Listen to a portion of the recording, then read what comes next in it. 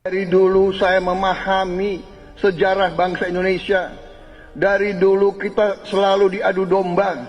Dan waktu tahun 2019 Pak Jokowi tergerak hatinya dan saya tergerak hatinya. Kita tidak mau diadu domba karena Pak Jokowi itu orang Indonesia. Saya pernah kok dalam komunikasi personal ya Pak Prabowo itu ya pasti sangat membela Pak Jokowi. Dan ini juga paralel dengan sikap beliau di publik, di umum, bahwa beliau dan Pak Jokowi itu satu, sama-sama mencintai Indonesia, sama-sama menginginkan Indonesia jadi negara maju. Terus Pak Prabowo, kita semua tepuk tangan, terus kalau dia terharu-haru kan biasa Pak. Terus Pak Prabowo menyampaikan ucapan terima kasih pada Pak Jokowi dan teman-teman menteri yang sudah membantu beliau selama ini. Presiden terpilih Prabowo Subianto mulai memanggil sejumlah nama yang dibidik menjadi menteri dalam kabinet yang akan dibentuknya. Prabowo ingin jajaran menterinya merupakan second kabinet yang ahli di bidangnya, meskipun sosok tersebut diusulkan oleh partai koalisi. Selamat datang kembali di channel Yuda Media HD dan kali ini masih bareng saya Abdul. Saya mau ngulangi lagi beberapa isu menarik di beberapa hari ke belakang ya kan. Bagaimana Jokowi dan juga Prabowo diisukan ini kalau tidak salah pertama kali oleh Rocky Gerung ya, bahwa mereka terjadi keretakan hubungannya gitu. Bukan cuman soal Jokowi dan Prabowo, bahkan ada isu-isu yang mengatakan Gibran Raka Buming Raka, wakil presiden terpilih dari Prabowo Subianto yang akan jadi presiden dilantik 20 Oktober nanti, hubungan mereka berdua katanya juga retak. Belum juga dilantik, udah diserang-serang gitu loh. Nah ini menarik kalau misalkan ngebahas soal Jokowi dan Prabowo. Karena kita sama-sama sudah pernah melihat pidato-pidato dari Pak Prabowo. Bagaimana beliau sangat menghormati sosok dari Joko Widodo, bahkan menyebutnya sebagai mentor politiknya, berjiwa besar, berlawanan di Pilpres, tapi kemudian ketika pemilu selesai Pak Jokowi justru yang bertandang ke kediaman Pak Prabowo untuk mengajak Pak Prabowo bergabung. Itu semuanya digambarkan Pak Prabowo seakan-akan beliau atau menggambarkan beliau sangat menghormati, sangat kagum, menjadikan Pak Jokowi sebagai panutan dan guru politik begitu. Tapi kenapa ada isu Prabowo dan Jokowi katanya retak? Saya pernah kok dalam komunikasi personal ya Pak Prabowo itu ya pasti sangat membela Pak Jokowi. Dan ini juga paralel dengan sikap beliau di publik, di umum, bahwa beliau dan Pak Jokowi itu satu, sama-sama mencintai Indonesia, sama-sama menginginkan Indonesia jadi negara maju. Dan ya kalaupun mau ditambahkan ya, bukan dari kalimat beliau tapi dari analisa kita, ya beliau memilih Mas Gibran itu kan dengan satu kesadaran bahwa beliau untuk memenangkan pertarungan harus bersatu dengan Pak Jokowi. Dan Gibran adalah simbolnya Pak Jokowi.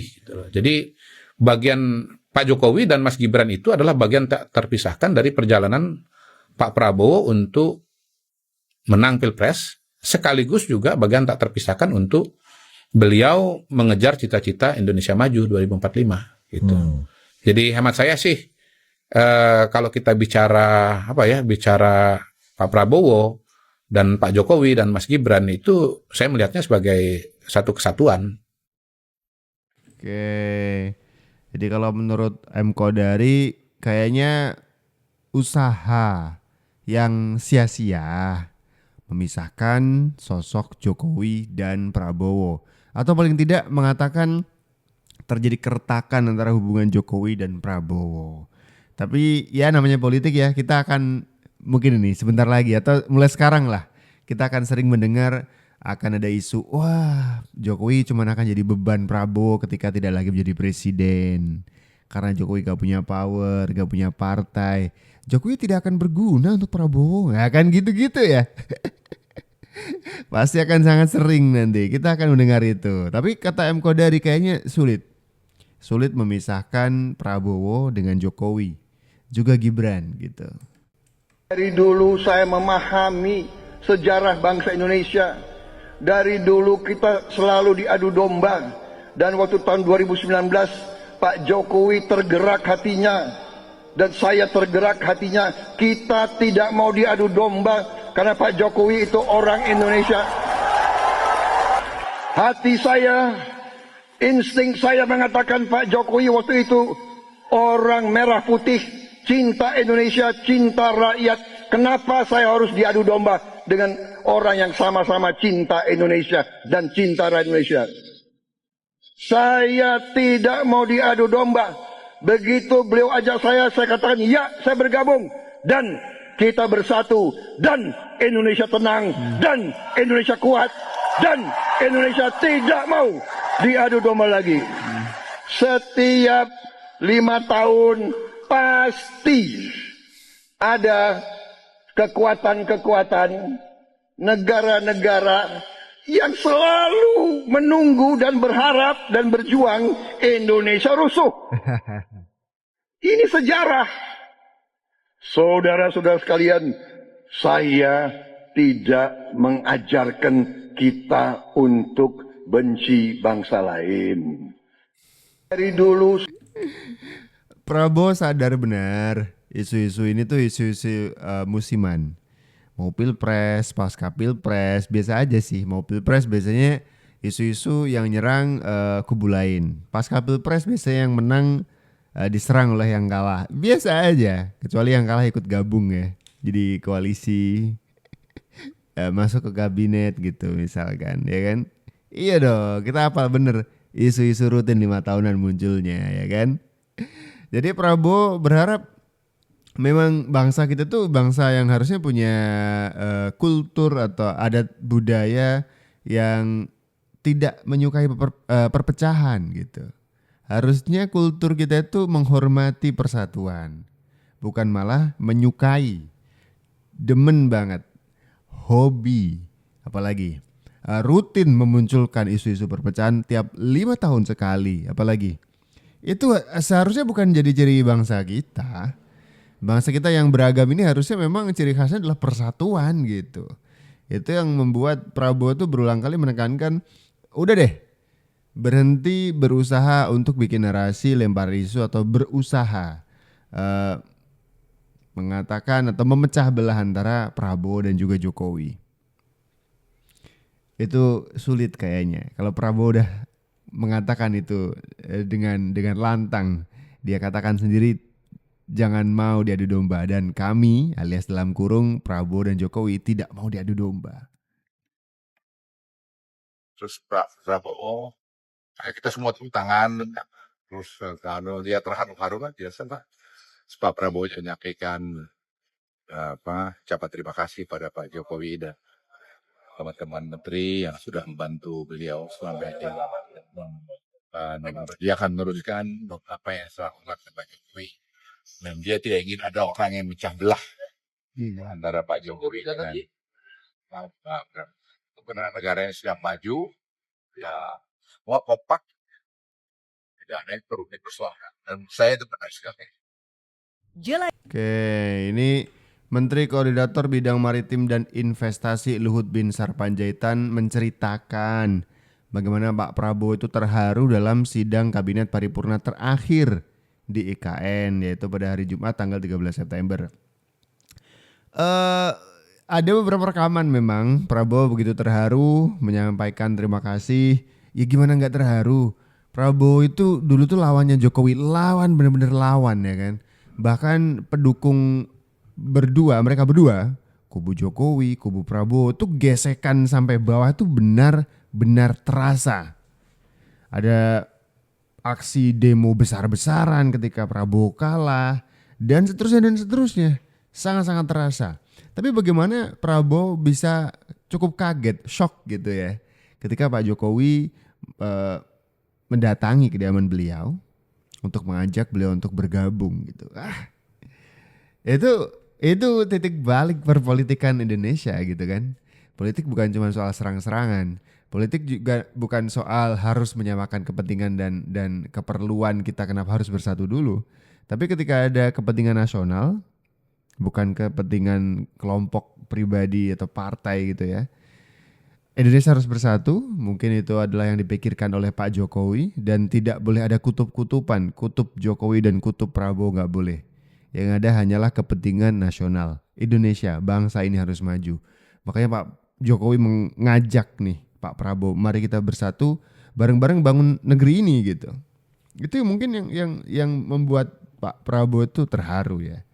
Karena dengan endorsement Pak Jokowi di kesekian kalinya beliau maju jadi presiden, di pemilihan presiden, akhirnya kepilih juga nih jadi presiden ya kan. Presiden terpilih Prabowo Subianto mulai memanggil sejumlah nama yang dibidik menjadi menteri dalam kabinet yang akan dibentuknya. Prabowo ingin jajaran menterinya merupakan second kabinet yang ahli di bidangnya, meskipun sosok tersebut diusulkan oleh partai koalisi. Sebelumnya, Wakil Ketua Dewan Pembina Partai Gerindra Hasim Joyo Hadikusumo membocorkan soal sosok calon menteri pengisi kabinet Prabowo Gibran. Hasim menyebut ada 4 orang lulusan Sekolah Taruna Nusantara yang akan menjadi menteri di pemerintahan Prabowo Gibran. Pernyataan Hasim tersebut membuat publik penasaran siapa saja dan mengapa secara spesifik ia menyebut calon menteri berasal dari Taruna Nusantara. Sebagaimana diketahui, Ketua Umum Partai Demokrat Agus Harimurti Yudhoyono merupakan salah satu lulusan SMA Taruna Nusantara. Saat ditanya mengenai peluang jadi menteri di kabinet Prabowo, AHY mengaku tidak mau berandai-andai soal jatah Partai Demokrat. Menurutnya, Partai Demokrat menghormati hak prerogatif presiden. Namun demikian, AHY mengatakan selalu siap dengan tugas dan penempatan apapun. Soal siapa yang akan menjadi menteri di kabinet Prabowo Gibran nantinya, tentu menjadi hal yang menarik untuk ditunggu. Oke, ini udah mulai disiap-siapin nih ya sama Prabowo. Siapa aja nama-nama dan berapa nomenklaturnya, berapa kursi yang disiapkan untuk posisi menteri gitu ya. Ada satu istilah dengan konsep zaken kabinet gitu. Kabinet yang berisi orang-orang profesional, karena politik kita itu terbiasa dengan politik yang akomodatif, mengakomodasi semua partai koalisi, bagi-bagi kekuasaan dan agar dapat jatah gitu ya. Nah itu membuat posisi menteri itu kadang diisi orang yang nggak ngerti, nggak jelas gitu kan. Nggak jelas aja ini apa nih menteri ini gitu, kerjanya aneh banget gitu. Kadang gitu ya kan. Itu yang buat kita masyarakat juga apa sih. Nah ini dengan konsep zaken kabinet yang dalam arti bebasnya adalah posisi menteri diisi oleh orang-orang yang ahli di bidangnya sesuai dengan nomenklatur yang dia isi gitu ya. Itu membuat kita wow, menarik sih. Misalkan posisi A diisi oleh menteri A yang emang ahli di bidang A. Bakal menarik nih, ya kan? Kita diurusi oleh orang-orang yang tepat, ngerasa nyaman aja, tidur malam tuh nyenyak gitu, ya kan?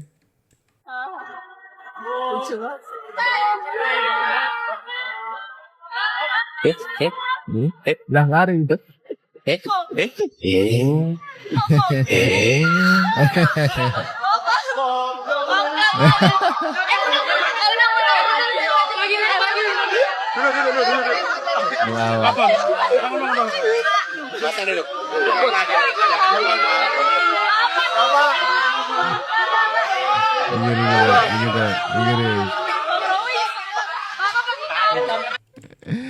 Pak Prabowo itu yang dituduh Jarod Saiful Hidayat sebagai orang yang sangat militeristik ya kan. Panji Pragiwaksono menyebut Prabowo itu suka menampar orang yang dia tidak suka. Tapi kenapa kita ngelihat beberapa tingkah Prabowo itu lucu-lucu gitu. Bagaimana mereka Prabowo tuh joget gitu. Atau di acaranya Nasdem kalau tidak, atau Gerindra ya. Dia kan kayak gitu ya kan. Nah ini dia lari di depan wartawan yang seharusnya kan ini berhenti untuk wawancara gitu ya. Suka ngelucu gitu orangnya. Gemoy ya kan. Oke, saya Gary dulu video kali ini. Kita ketemu lagi di video-video selanjutnya. Saya Abdul. Salam.